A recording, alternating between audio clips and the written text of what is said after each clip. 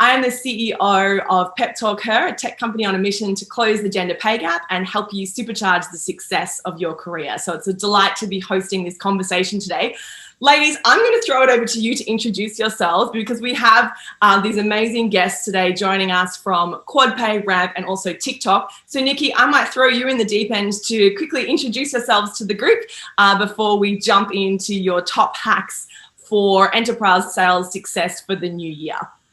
Yes. Hi, ladies. I am dialing in from Jackson Hole, Wyoming, where I have COVID moved from Brooklyn, New York.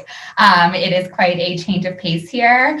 I work at TikTok, and here I manage relationships with our top technology, telco, and finance enterprise partners. So clients such as Google and JP Chase and Verizon.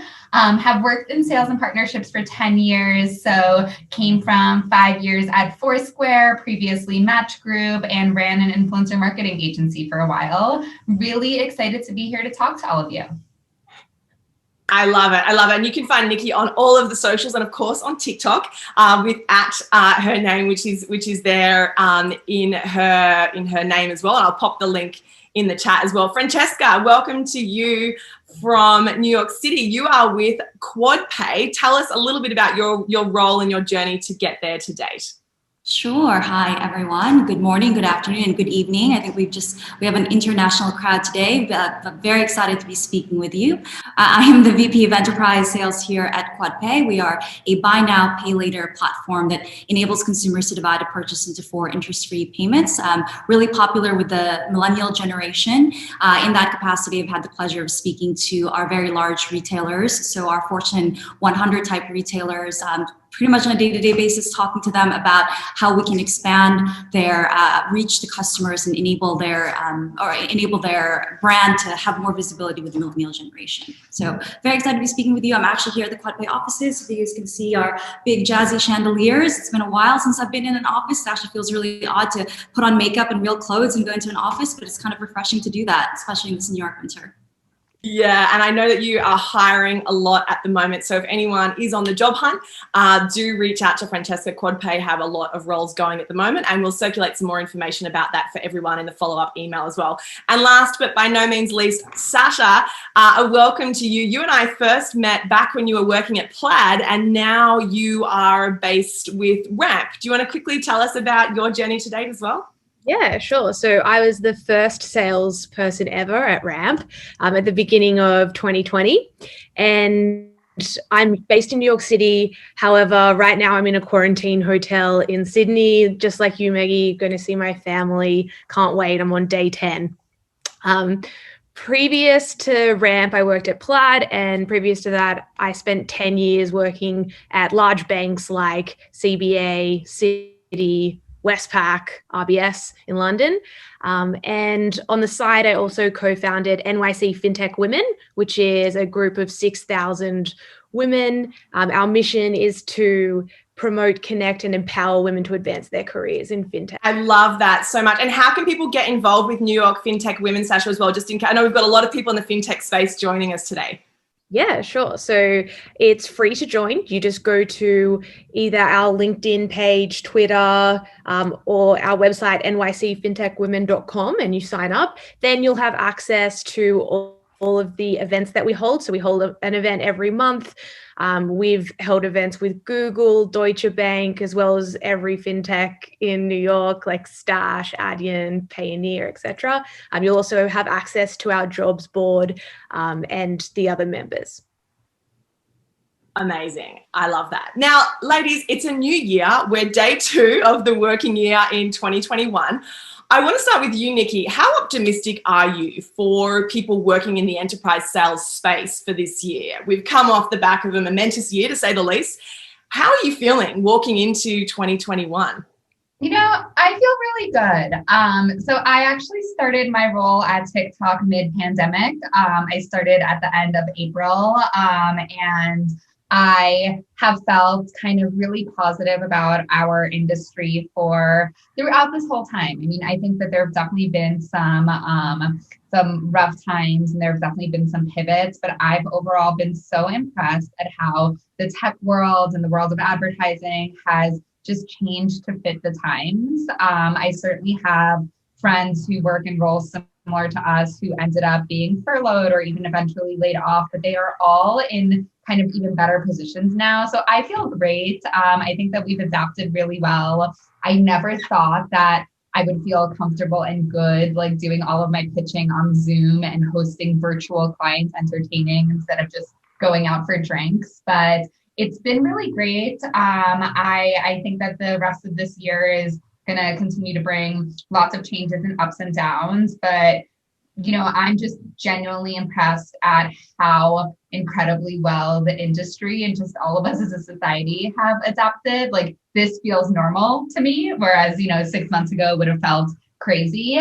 So I'm super positive, like super optimistic. Well, I love that. And I think that's a big part of, as everyone joining today probably knows, being part of the sales team is all about the positivity. So I love to hear that.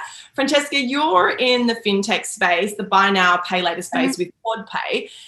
You probably had a few moments where you were maybe a little bit worried last year, but you've gone from strength to strength with the business. What are you focusing on this year in 2021 from a sales strategy perspective? Yeah, absolutely. So I think we're really fortunate in that we're in an industry that has gotten added attention because of COVID. I think retailers are all looking to expand their capacity, to expand their customer acquisition, to grow their sales.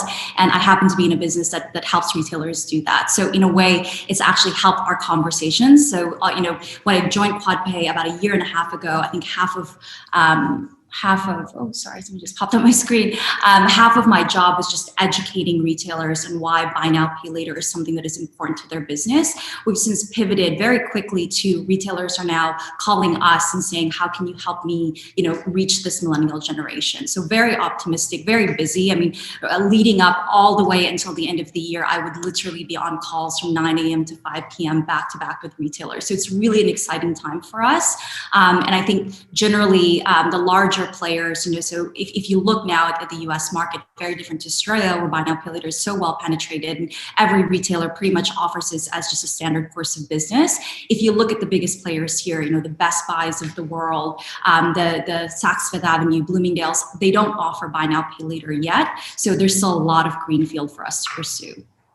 Yeah, that is really exciting. And you're quite right. It's more of this, that big end of town does feel like a great opportunity for you.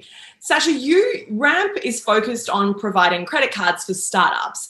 We know that given the economic situation that we've all lived through the last 6 to 9 months, it's been a bit of a rocky time, particularly for companies raising capital. Are you still bullish about the year ahead for Ramp and your ability to sort of connect and help support startups to save money? Yeah, so it's actually interesting that you bring that up, Maggie, because Ramp is very much the corporate card, not just for startups, but for companies that have hit scale. So we are very much disrupting the traditional corporate card providers like American Express, Citi, Wells Fargo, etc., as well as the expense management platforms like Coupa or Concur, Expensify, Abacus. And other players in the market like Brex did a really great job of attacking the startup space. Ramp has all of that functionality and more. We are very much tech forward with second mover advantage. So we are more so targeting the larger companies that have hit scale. And our point of differentiation in the market is that we have algorithms that analyze companies' spend and identify opportunities for savings. So COVID was actually perfect in terms of acquiring more customers because they all suddenly became so much more cost conscious, and Ramp has the ability to solve for that. So we've done extremely well during this time. It sounds like you've all managed to weather COVID relatively well. And a big hello to everyone who is just joining us. We would love to hear from you. Feel free to pop your name, your title, even the company you work at into the chat, conscious that it's day 2 back at work 2021. If you've got any goals that you're working towards this year, even any sales goals, feel free to share those with us as well so that we can cheer you on and hold you accountable. When I was connecting with all of our wonderful panelists prior to the session, there were a couple of themes that came up in terms of what you think are the most successful ingredients to having a great and successful enterprise sales career. And the number one theme that all three of you mentioned is relationships. So I want to focus on that because I know that everyone here on the call today is working in sales and is keen to focus on their sales and partnership strategy for 2021. Nikki, you are the queen of relationships, in my humble opinion. You are the one who introduced me to Lunch Club, which is an amazing online platform where you can connect with people that you've never met, essentially network online. How important is relationships and networking to you and your role? You've had a very varied career at Foursquare and Match.com and now at TikTok. How important are people and relationships to you and the success that you've had to date? Yeah, I mean, I think relationships are everything. I'm an ENFJ, which means that like I thrive on people, which is one of the reasons that I chose this field. But for me, I think that the people you know and like really know, right? Like the people who you have met and understand and formed a connection with are going to be the people who open up doors for you, whether they are your clients or friends of your clients or, a third degree connection to somebody you might want to talk to. I always think of networking as like a lateral thing. I think that when networking is over deliberate and when you're like trying to just speak to people who will directly help you in your current project, like that feels a little forced to me. So I love things like Lunch Club, where there's another company called Upstream, which just matches you with random people based on your shared interests and shared career paths. So even during COVID, I've been trying to do like at least one or two virtual networking things every single week. I think they're a lot of fun. You never know who you'll meet. You never know who will help you in your career. I actually have gotten every single job since my first job out of college via networking rather than applying to something. For my clients, a lot of the decision makers that I've gotten introduced to have been, via networking, via self-introduction. So I think it's everything. And I think that the important thing is to not only focus on like what somebody can do for you, but on really getting to know those people a bit outside of just their careers. I love that you said that all of your jobs since college have been through relationships. And I'm the same. I don't think I've applied for a job since I was about 15. It's always been through people that I know or people that knew me. And I think the statistics say that it's around, 60, 70% of jobs that people get are actually never even advertised. And so if you are on the call today and looking to pivot careers or on the hunt for a job, do keep in touch with the panelists. I'll be putting their LinkedIn connections in the chat panel as well, because, see Trailblazing Women as a great community that you are a part of. That's why Salesforce set up these events to kind of connect like-minded women, particularly those of us working in the sales and the enterprise sales space. So it's so interesting that you say that. And I love that concept, Nikki, that you speak about how your career is a jungle gym, right? Like left, right, up, down, rather than a ladder. Francesca, I know that this is something that you really subscribe to as well, and that's really set you up for your career success as well. Yeah, absolutely. I mean, I got my current job here at QuadPay when QuadPay was a 30-person shop out of a WeWork purely from networking. So I couldn't agree with that notion more. My personal belief is that people buy from people. So I'm in a very competitive industry that's a very complex sale that really, it's hard to differentiate, right?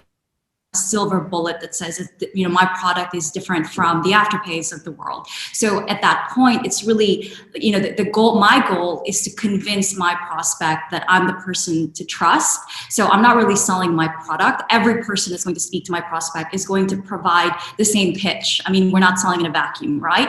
Afterpay is going to go in there and say they have the best product, they have the best price, they have the best service, and they're going to deliver the best results. So at the end of the day, the decision that my prospect is making is not really who they think has the better product, but who they believe is actually going to deliver on that promise. So it's really about making sure that they trust me and winning that confidence that I am, in fact, going to deliver all the things that I've told them that I can do. Yeah, I think that's really interesting. And I know that, Sasha, you've worked a lot, especially when you were at Plaid, the differentiation of the product and positioning you as someone who they should absolutely do business with. Can you talk a little bit about, I know, Sasha, in your role, you're selling a highly technical product when you're at Plaid and even now at Ramp. How did you manage to stand out from the crowd? And any advice for people who are joining us today who are selling a product that, has a lot of competitors in the market? How can people really differentiate their sales pitch in this enterprise space so that they do stand out? Yeah, I think I learned this from my first boss in New York, Lauren Crossett. She's just amazing at it. And it's really offering just more than the features of the product. You're really there to teach the customer something new, and being an expert in your field, which you are because you're working within the industry, they're just buying from this product. You're able to teach them something new that's challenging the way that they thought originally, and it adds a lot more value and a lot more credibility. I think it's also very important to be multi-threaded within an organization as well. So not just teaching things and building relationships with one department, one type of seniority level, but many people throughout the organization, because that's when you can really understand holistically what's going on inside, and then they can also do the selling for you when you're not in the room. So I want to jump into this a little bit further, because I think this is a really interesting concept, because I think sometimes we think we're selling with the prospect that we're dealing with, or the customer, the one person or the 2 or 3 people, who might be in the calendar invite. But what you're saying, Sasha, is that actually you've had success in selling, you sell a very, very high priced enterprise items, and you sold into enormous companies like Citi and Apple and stuff like that. You're saying you take more of a holistic approach. How do you connect with those people? How do you know how to find those supporters within an organization who can, to use your words, do the selling for you? So I think I was very lucky that one of my mentors, Chris Wigg, was the VP of sales at LinkedIn when I approached her to give me advice, and she took me under her wing and really showed me how to use Sales Navigator, which was an awesome tool. I used that when I was selling to eBay, when I was selling to Afterpay, and I mapped out all of the stakeholders that would be able to influence the sale, or even informally give me information in order to understand the politics that are going on internally. So I knew this firsthand because I used to be on the other side of things. I used to be on the buy side when I was in the innovation lab at Commonwealth Bank of Australia, and fintechs were pitching their services to the bank to white label, or earlier in my career when I was a sponsorship manager, and organizations would be trying to be the one that we chose to put $1 million behind as a sponsorship. So I knew firsthand that these people in these big enterprise organizations are having 11 meetings a day, and a lot of them are unproductive. So unless you're being very impactful and telling a story that's repeatable to, or like it's easy for them to explain to other people internally, then you're not able to leverage the fact of them doing the selling for you. Yeah, I think that's really interesting. And I'd love to hear from anyone on the call today if you successfully managed to navigate that multi-threaded relationship structure that Sasha's talking about within an organization to help you sell in. We'd love to hear from you, and any examples, feel free to pop that in the chat. Love to hear from you as well. It's interesting when we look at the poll results of what people think is most important in your job. And again, relationships by far the number one thing that everyone is focused on. Sasha, you mentioned LinkedIn Sales Navigator. I know that all 3 of you use a lot of different technologies to help you get everything done, to help you have the sales process going even when you're sleeping or even when you're on calls. I'd love to talk a little bit more about that. Francesca, in terms of the products that you use to help you scale your time and help you not lose track of leads, what do you find is the most helpful technology for you to kind of keep on top of everything and all of the deals? Sure. So there's a couple things that I cannot live without. So Sales Loft by far, or Outreach, is another really good tool. It is critical to my entire team's day-to-day life. So it allows us to track who's opening our emails, who's engaging with it. I can literally say sometimes to my team, you know what, that email's been opened 42 times. We're going to get a response in the next day or 2.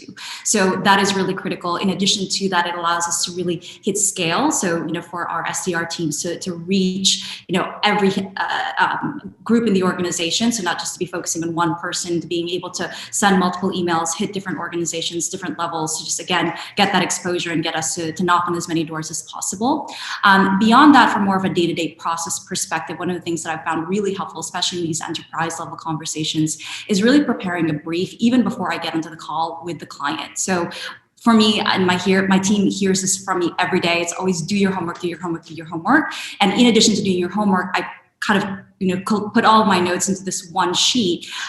From my experience, it's very rare that it's only going to be me working on a deal. We're going to need multiple stakeholders and buy-ins from other parts of my organization, either from my product team, from my engineering team, even from my executive levels. So at that point, having all of our thoughts and all of our notes in one place saves me so much time, because I don't have to explain the situation over and over again and potentially lose, vital information. In addition to that, it makes it really easy for my team to collaborate, because we're all working from the same starting point.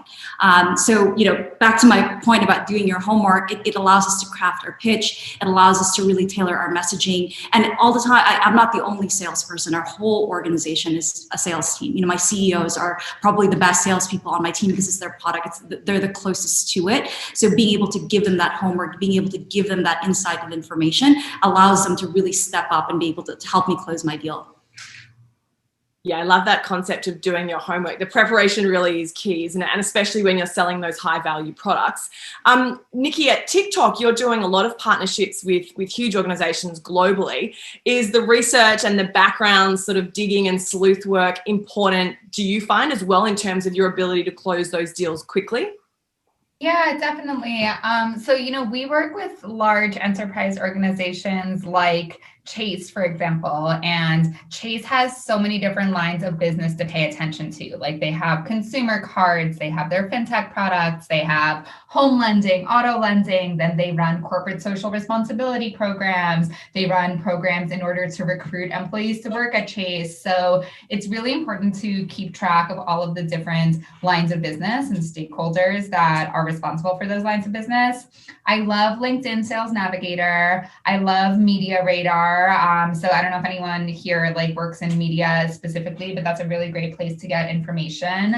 I also love just using Twitter and Instagram to do a lot of research on what clients are doing on social. So on Twitter, I've set up a couple of different lists. There's one list in which I follow my clients' personal accounts to kind of see what they care about. Like, are they talking about Bitcoin? Are they buying a Peloton? Did they, just have a baby, etc.? I think it's kind of creepy to follow people on Instagram if you don't really know them super well, but on Twitter, anything goes. So I have a list of their personal accounts, and a lot of them are very active on Twitter. And then I follow all of the brands and the sub-brands on Twitter. And again, I've built those into a list, so they're not just in my feed. And I check that a couple of times a week. And it helps me figure out, when should I reach out about something personal? When should I reach out about a campaign it looks like they're planning? What are they liking, retweeting? How are people engaging with their tweets, etc.? It's just such a good tool. So I use that a lot. Outside of that, some of the things that I do are pretty old school. I keep a pen and paper to-do list and cross things off of it. If anyone has found a to-do tool that actually works better than that, please let me know. But yeah, the internet is an amazing place, and you can find so much information on there for free. So just keep track of it. It was funny when you said that, Nikki, how you follow everyone on Twitter and Instagram, and it's kind of creepy if you follow the personal accounts. I can see lots of people nodding, so I think there's a lot of people that are doing their research. Allison's old school, like you, Nikki, with the pen and paper. I can see there she's got her to-do list as well. We use the Salesforce CRM, and so we keep track of our tasks in that. But Sasha, I don't know what you find is most helpful. I know you use a CRM as well at Ramp. You're also focused on Salesforce to keep track of all your leads as well, same as QuadPay. Yeah, Salesforce is amazing. When I first started using it, I was just using it to track my deals. But since moving to Ramp, where I was the first salesperson, I've realized that Salesforce has so much that it can do. So now I use it a lot for reporting and pretty much any information you need, you can pull somehow with a little bit of help. So I definitely love that. Another tool that we quite recently moved to that I'm just really getting a lot of value out of is Apollo. So it's kind of like LinkedIn Sales Navigator, Outreach, Sales Loft, all in one on steroids. So I find that really, really good to be efficient with my time because I'm not switching between systems. I can do it all within Apollo. Yeah, that's so interesting. The ability to save time is so important when you're, keeping so many balls in the air. We've got a half hour left, and so I want to open it up for questions. Appreciate everyone who's been sending me through questions. Specifically, if you'd like to pop them in the chat, you can DM them to me directly, Maggie Palmer, or just pop it in the general chat, and we will come to those questions as well. One of the things that has come through on my direct DMs is building relationships during COVID. Nikki, you mentioned earlier, this feels normal now, like the Zoom coffees and the whatever. When you can't go to events, when you can't have those drinks with clients, Sasha, I know you've always done a lot of sleuthing in person with your clients to understand the politics, to understand who's going to sign off on the deal that you're selling into companies. How are you getting that intel now? And how are you forming those quality relationships now in these weird times that we still seem to be living in? Me first? Go for it. Yeah. So I think it's actually forced salespeople to be way more creative than we've ever been in the past, because you can't just say, hey, let's meet up for drinks. So I've been finding like fun ways to get cut through. So for example, the lipstick that I'm wearing right now is from a company called Alley Oop. They're doing very, very well. One of the top makeup brands in Los Angeles. I knew that they'd be a good fit for Ramp. But the way that I got cut through was to buy their product and then send them a confirmation and picture of me wearing it. And it just really makes you stand out compared to, every other email that's just kind of semi-tailored, but the same thing sent out to 1 million people. That's impressive. I've not heard of anyone buying a lipstick to get an enterprise sales deal before. That is a first for me, but I love it. Nikki, that sounds like something I could see you doing. You're very creative too. Yes, that's definitely more creative than I have gotten. That's a great idea. I haven't done anything like that, but I've tried to organize fun virtual entertaining events in order to get people to show up for something that's not just a Zoom meeting. So TikTok actually partners with this company called Innovate Marketing. I can drop the name in the link, and they put on such amazing events for us. So I did a virtual focaccia making class with 12 of my clients, and this company actually sent the focaccia making kits to everyone's home, and they were really cute. They had all of the ingredients. And in addition to that, I sent them all a little TikTok apron that they could wear while making the focaccia. So I try to put on things like that. I feel as salespeople, we probably all have entertaining budgets that we're not really using right now. I definitely used to spend so much time and money taking people out, and now I can get creative with that. I think things like virtual happy hours are hard, but things like a virtual wine tasting led by a expert on Airbnb experiences, which is another thing that I did with partners, is really fun. And these things are usually not that pricey. They require a little bit of planning in advance, but I've seen really great responses to activities like that. So I try to put them on once a month or so. Very cool. Very cool. And one other thing, Nikki, I know that you're very active on is Upstream. Do you want to quickly just explain to people how you use that and how that's helped you with your pipeline? Yes, absolutely. So I will send you guys all a link to Upstream. Upstream is a new app that basically creates virtual speed dating events for networking. So people get to join groups based on their interests. So I actually run 2 groups. I run a marketing group as well as a book club. The marketing group is mostly people in some sort of technology or brand marketing. The book club is really anyone. And you join, the app is completely free. Organizers put on events and there are guest speakers, and then you get speed date matched with a couple of people for 5 minutes each. So I have met so many incredible people that way. I've organized events. I've gone to events. I've actually put on events across different clients. So I'll have clients from, 4 or 5 different companies join an event where we have an interesting guest speaker, and then they get to talk to each other. So that's kind of nice and something that they might not do in their real life. So I highly recommend the app. You guys should all check it out. You guys should all join my marketing community. It's called Marketing Maestros. And the book club kicks off this month, and we're reading Priya Parker's The Art of Gathering, which I think is timely since gathering is so different now.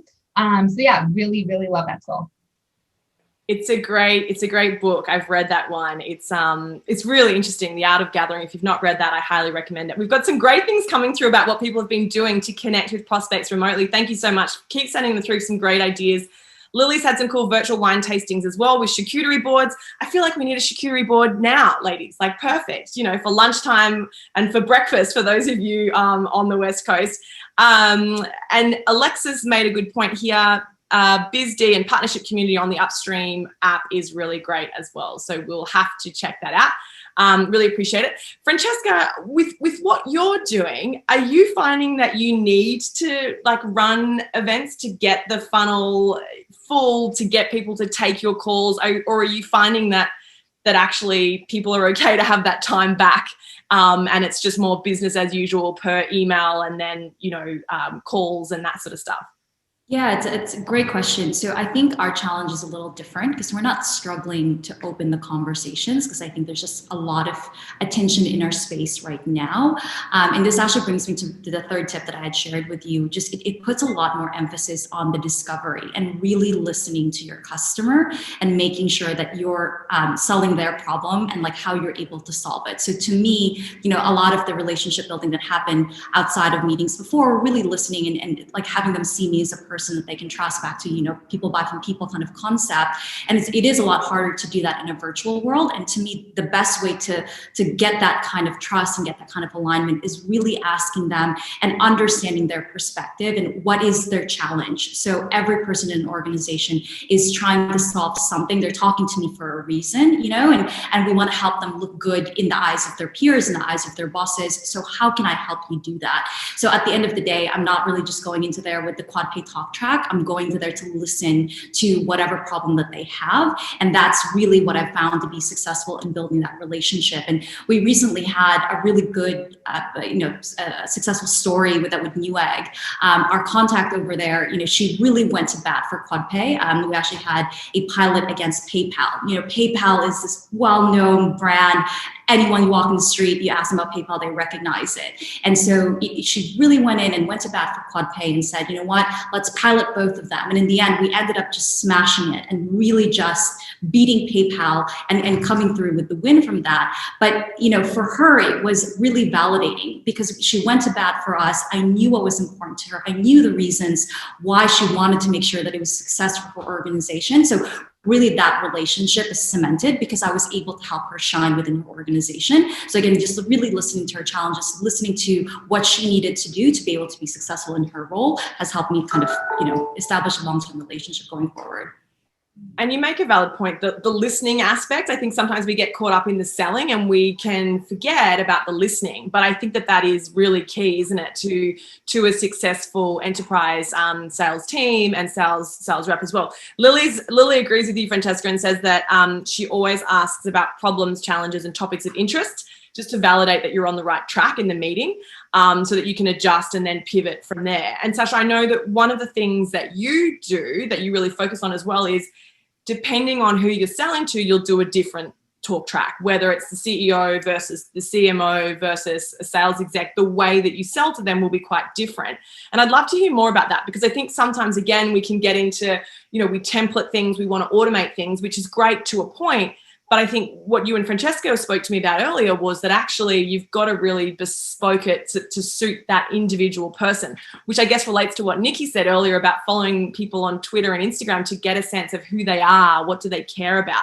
So I'd love to hear from you, Sasha, about how that informs the specific way that you sell every person, every prospect differently. Yeah. So in an enterprise sale, there are many different teams and departments involved. And the way that I always think about it is, what's going to make this person look good in front of their boss? And, sometimes you have a good relationship with them and you can ask them that directly. Sometimes it's completely inappropriate and you have to figure it out through careful discovery. But once you have that, then you can really build your story of how the product is going to meet that need. And you can draw from statistics that are going to help. So for example, when I used to sell plaid to help with account funding. I used to always quote the statistic that Nacha explains that 60% of micro deposits are abandoned because it's too hard for the customer, or that 90% of bank accounts are unfunded in the initial month because it's too hard. So things like that can really help that person sell internally. I think another great way to build relationships with all of these different people in different levels and different departments in this complex matrix of an organization that you're selling into is to, as it's already been said, do a lot of research. I like to look at YouTube. I really love finding when someone has spoken on a panel or something like that, and then taken a key insight from that and, really show that I've listened to it. I think that the main thing there is that it has to be genuine, and there is a way to find something interesting about everyone because everyone is interesting. So I think that, you don't need to fake it. Like, you can really dig deep and find something that the other person will appreciate that you admire about them.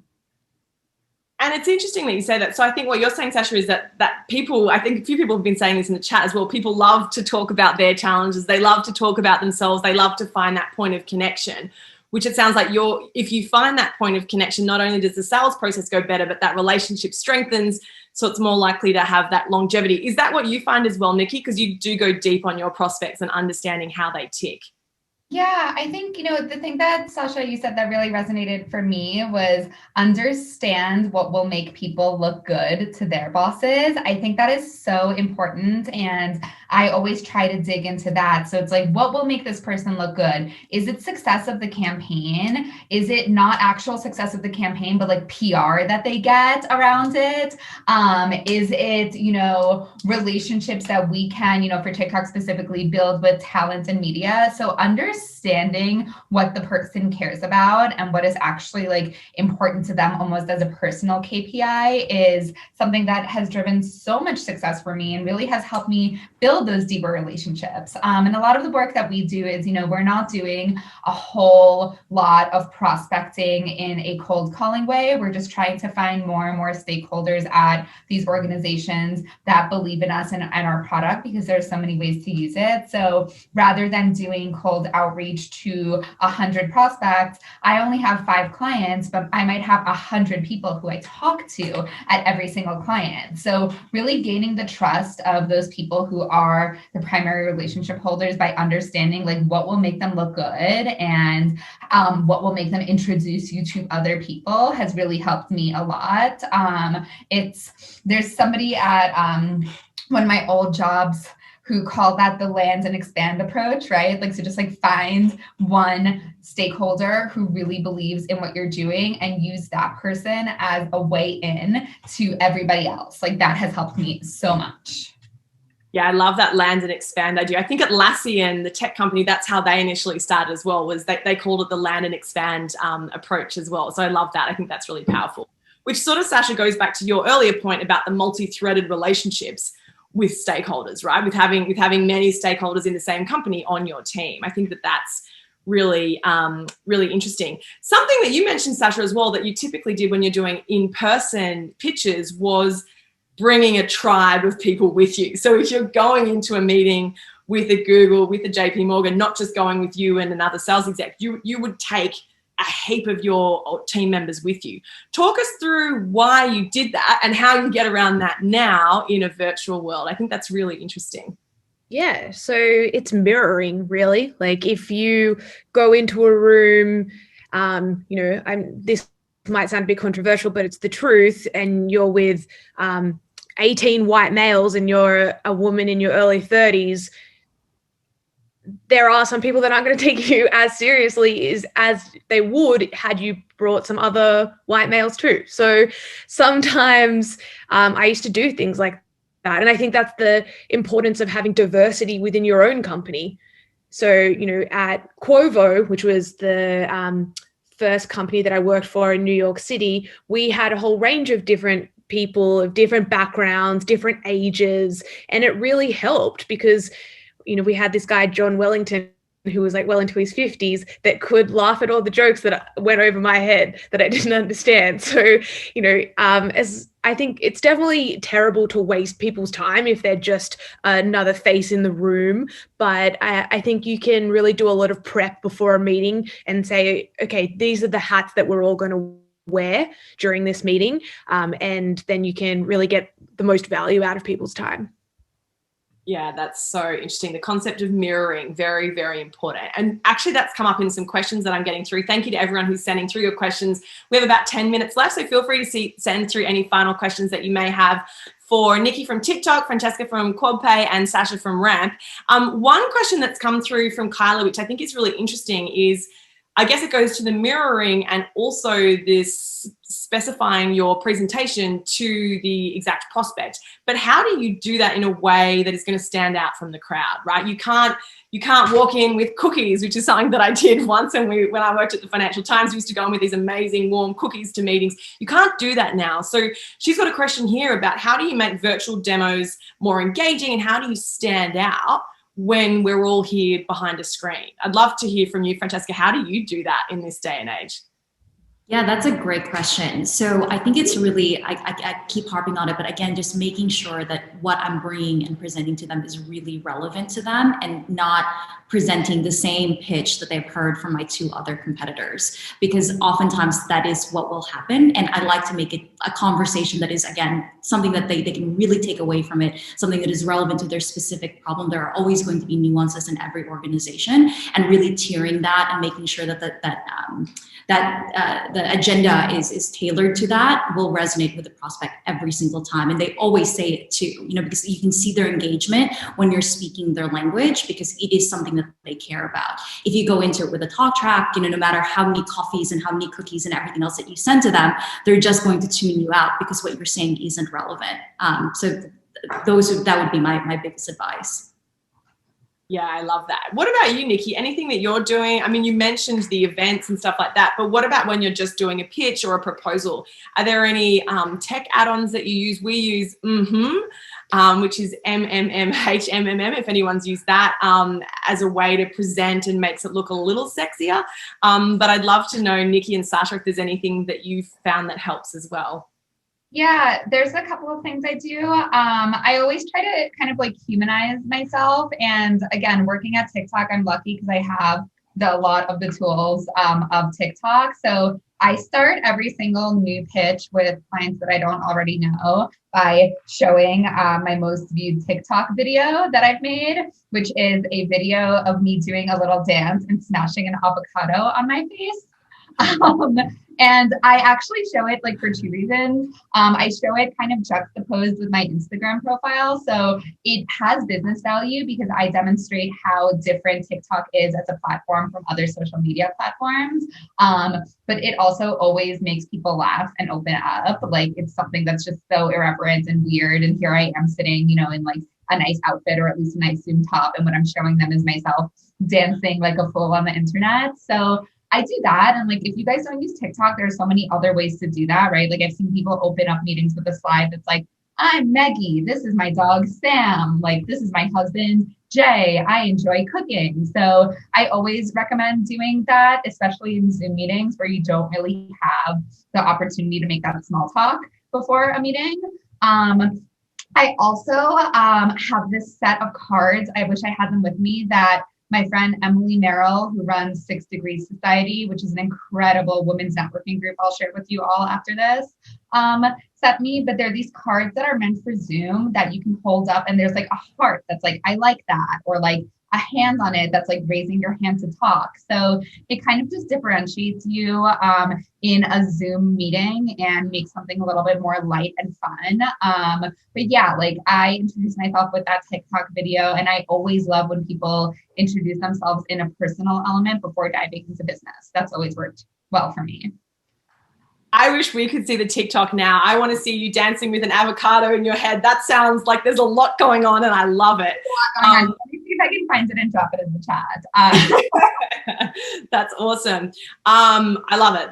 There's a lot of firsts going on here today. I've never bought a lipstick to get a client, and I've also never shown them one of my TikToks, but this is very cool. I love it. Maybe I will going forward.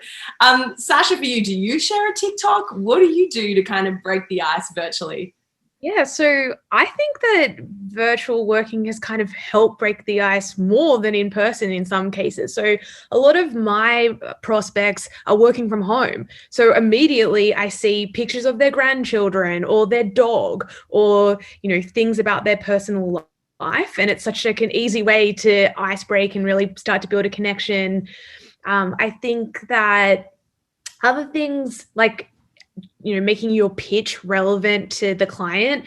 I'm not a big fan of using a pitch deck, really, ever. I think that having a conversation is so much more powerful, and spending the majority of your time listening to what they're saying so that you can be so tailored when you talk about why your offering can add value is far more powerful than saying, and here's feature A and here's feature B, etc. on different slides. Oh, sorry, Maggie, we're going to say something. I love that. And I would love to hear from people. I know people are polarized on this. Do you use a deck? Do you not? I'd love to hear in the chat. Are you pro pitch deck or anti pitch deck? I love this, Sasha. Sorry, continue. I'd love to hear the rest. Sorry. Just one more thing. I think that wherever you can add additional value, even if it's unrelated to the sale, then will help you with the sale. So for example, with FinTech Women, I have access to 6,000 talented women. I have a jobs board. I have a campaign where we connect companies that have just raised VC funding with talented candidates. So that's often something that I add in as value. So I say, I talk about why ramp is relevant. And then I say, well, on the side, I noticed that you're hiring aggressively. Can I help you with that? Even if it doesn't end up ending in a sale, that person still, has a good relationship with me, and I can ask them for intros in the future. Really interesting. Really, really interesting. I find that very interesting. I go back and forth on the decks, and there's a lot of people that are back and forth as well in the chat. Francesca, I have a couple of thoughts on that, because I think so. Prior to joining QuadPay, I worked at a company called FIS, which is a very old school Fortune 500, very conservative organization. And, their sales teams we were trained to really just always use the deck. And it always made me uncomfortable, because I don't want my prospect to be paying attention to the deck. I want them to be paying attention to what I'm saying. So for me, I learned to use a deck as my accessory rather than something that I depend on. And I think, old school sellers look at decks as a crutch, like they read what's on it and everyone looks at it, but that's really the easiest way to lose engagement with your prospect, and they're not going to tell you what they're really thinking, because all they're going to do is read what you've got on the slides. So today, for me, selling is multi-step. Before I even go into a presentation, my first conversation with a prospect is always just that. It's a conversation. I am there to listen to you. I'm there to get to know you as a person, what is important to you, what you ladies have said very, very well, like what will make you look good in front of your boss. And so that when I do go and have a wider conversation with other stakeholders in the organization, I have a very good understanding of that. And then I tailor my accessory deck to help mold that conversation. And it's good as a follow-up, to send. That's like, here's, additional information that covers our conversation today, but I'm not super reliant on it. And I think in our world now, because it's especially challenging when people go into the Zoom call and you're staring at each other, and like people want to look at something. But of course, again, like I don't want them to be looking at that. I want them to be paying attention to the information that I'm sharing. And Alexa Payton, who is another guru of sales and partnerships on the call today, she said that it's okay to use a pitch deck, but it peeves her when people pitch you and then you have to chase them down for the material. So I think it's what you're saying as well, Francesca, like make it easy for them, have it all on the table when they need it, but don't rely on it necessarily in the way that we're selling in this day and age virtually. Clelena also says that they like to send the deck after the call rather than sharing it during the meeting, so you can maintain that connection. I think that that's really interesting too. We've got 10 minutes left. If you've got any questions, we would love for you to send them through in the chat. Thank you to Salesforce Trailblazing Women for supporting this session and for building the community. If you haven't already, jump on the Trailblazing Women LinkedIn group. It is a free resource and it's a wonderful community of women working in the sales industry. So we'll pop the link in the chat in just a second so that you can join that as well. I just want to quickly talk about closing times on deals and how you've seen that shift over the last 12 months and what you're expecting in 2021. You mentioned that often when there is that personal connection, the ability to close that deal quicker is increased once you've built that rapport and that relationship. I'm interested if there's anything else that you found that helps you close deals more quickly. And I know that, Sasha, one of the things that you speak a lot about is not wasting your time. Because in enterprise sales, you can get sucked into a lot of meetings and a lot of wasted time, and you can be 6-9 months down the sales cycle and not actually have closed a deal. So I just want to quickly open that up to the panelists on your advice around that. Sasha, I might throw that to you first. Yeah, so I think it's definitely important to not have your eggs in one basket. So I'm constantly working multiple deals at the same time because, unfortunately, the truth is that sometimes things are going to not close and it's out of your control. I think that you should also be using levers to create urgency wherever possible. So, know the parameters that you can work within, but I always use the line, okay, so if I go to my boss and I ask for this, do we have a deal? Even though I know that I already have the rights to do that. And then, once you get that verbal agreement, it's difficult for them to go back on it. So I think that, creating those levers of urgency has a lot of success, which is great. Yeah, that's really interesting. How do you find is successful for you, Nikki, to create that urgency while still, feeling like you can sell authentically and in a way that feels good for you? Yeah, I think creating that urgency is something that's also worked for me. So my boss always talks about creating FOMO moments.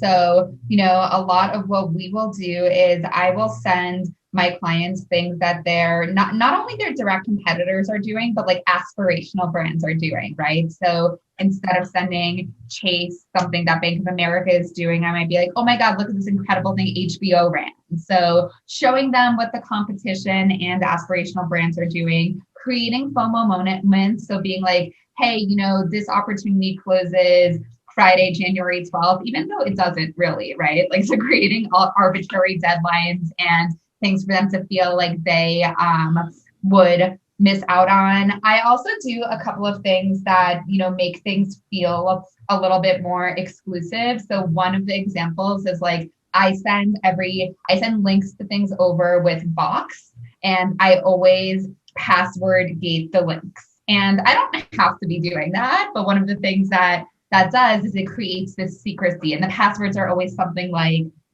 TikTok exclusive 321. So just little tricks like that. I think if you do them too much, they can be corny. Like, they have to feel authentic to your personality. They can feel very hokey.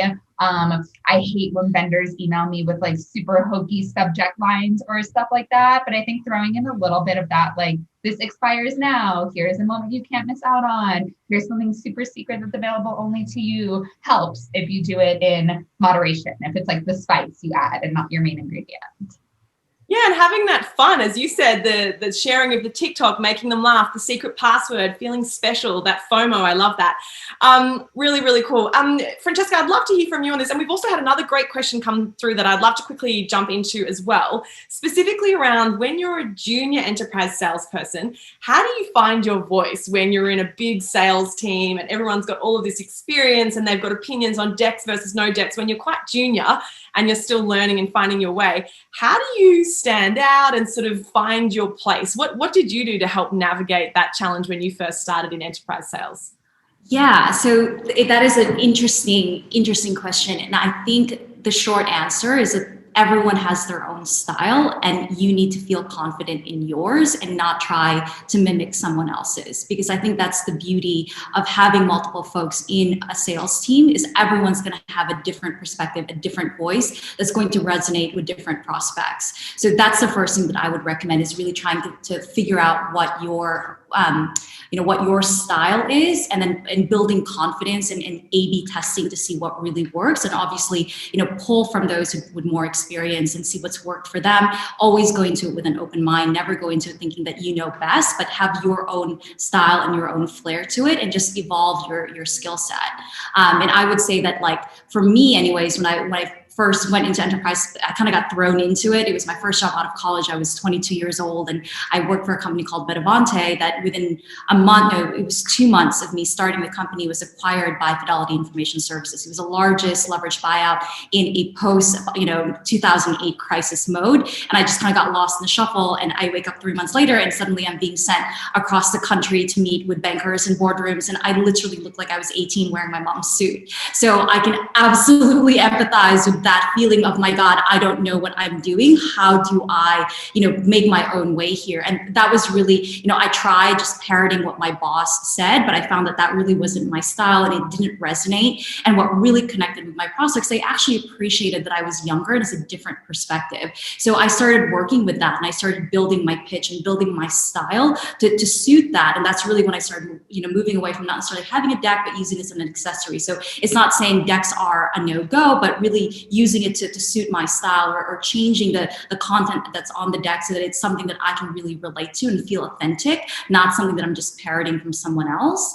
And then just one thing that I wanted to comment on about, like, getting close dates sooner. So one of the things that I do very early on in the sales, I try to groom a coach within the organization. So I try to get their buy-in very early on. I try to, from the agenda setting. So even before we have the wider team call, I make them feel like they're part of the process. I give them the deck, I get their input. So I give them the feeling like they're involved. They're now part of Team Francesca, trying to get the wider team into this, into the sale.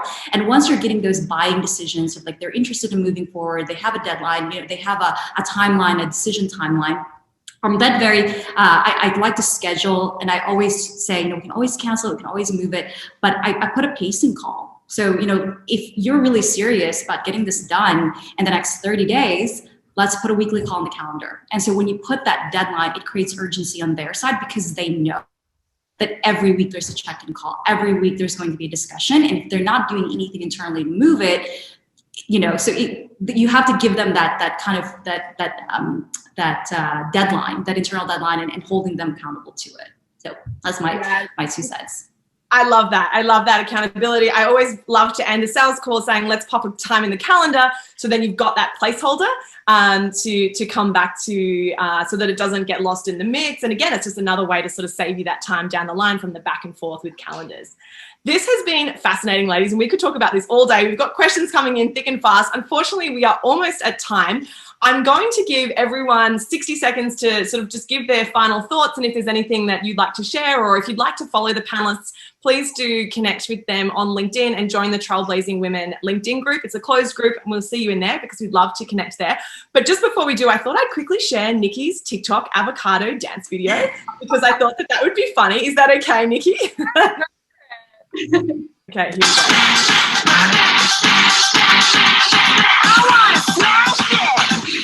That's me. There we go. So now you know why Nikki does so well in enterprise sales, because that is the video that she shares at the start of every meeting. If you have a video that you share that can top that, I would love to see it. Please send it to me in the chat, or connect with me on LinkedIn, Maggie Palmer on LinkedIn, so that we can stay in touch. And I need to up my funny video game, evidently. So I'll be working on that this first week back at work. Nikki, final thoughts for advice going into 2021 to absolutely dominate your enterprise sales targets for the year? I mean, honestly, have fun with it. Like, try, this is a fun job. I think sales is a fun job. It's all about networking with people. Believe in what you're selling, have fun with it. I don't think there's such a thing as like too aggressive if you actually believe in what you're selling and if your product has value to your target audience. So just remember that, and that energy and enthusiasm and passion shows. I love it. Francesca, last words from you. Yeah, absolutely. Have fun, enjoy the process. Your prospects are talking to you for a reason. So always walk into it with confidence that there is something that they're looking to achieve, and believe that you're the best person suited to do that. Absolutely. The confidence is key, isn't it? I love that. And Sasha. I think just exactly what the other said, have fun with it, because people buy from happy people, and sales is the funnest job in the world. Like, you're literally getting paid a lot of money to talk to people and be creative. So, really roll with that. Well, listen, you've all taught me so much about being creative in sales today. Huge thank you to everyone for joining us today. We are going to continue the conversation in the Trailblazing Women LinkedIn group. There is an amazing event coming up on the 13th from Salesforce. I popped the link in the chat and we'll circulate that after today as well, the Going for Growth Summit. So I would highly recommend jumping on there as well, so that it's another opportunity to learn from really great experts and also to meet other like-minded people. So this has been glorious. I have so much to do, including trying to make a TikTok that can compete with that, Nikki. And we've got a great question here from Megan saying she hopes that the avocado was ripe and not too hard. It was the perfect amount of ripe. Thank you for your concern. Thank you for your concern, Megan. That is awesome. A huge thank you to our panelists for joining us. A big shout out to Salesforce for sponsoring the Trailblazing Women community. You can connect with Nikki, Francesca, and Sasha on LinkedIn, and we would love to stay in touch and hear your thoughts. Have a lovely rest of the first week back, and good luck to hitting your 2021 enterprise sales targets. And we will talk to you next month. Thanks so much, everyone.